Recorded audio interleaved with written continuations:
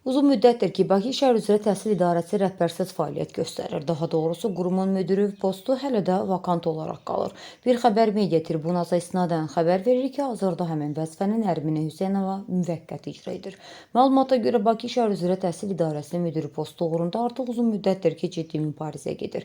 İddialara əsasən idarənin müdir müavini Anar Qədəməliyev, eləcə də yeni təyin olunmuş digər müavin Turanə Məcidli bu posta əsas namizədlər sırasında göstərilsələr də, onların heç birinin vəzifəyə gətiriləcəyi gözlənilmir.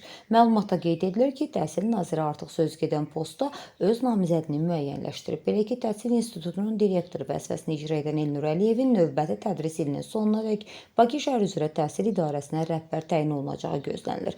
Qeyd edək ki, Elnur Əliyevin təhsil sistemində yüksəlişi prezidentin keçmiş köməkçisi olmuş və hazırda müxtəlif ittihamlarla ictimai müzakirələrdə adı anlanan Əli Həsənova məxsus olduğu bildirilən Katiblik Mərkəzindən başlayıb. Xəbərlərə görə o məhz Əli Həsənovun rəhbərliyi dövründə yüksək vəzifəyə mərkəzin direktor postuna təyin edilib.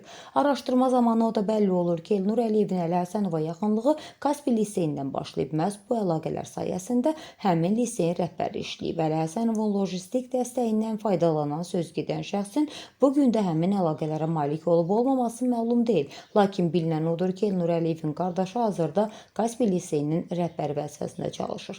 Səsləndirilən iddialarla bağlı qarşı tərəfin də mövqeyini işıqlandırmağa hazırıq.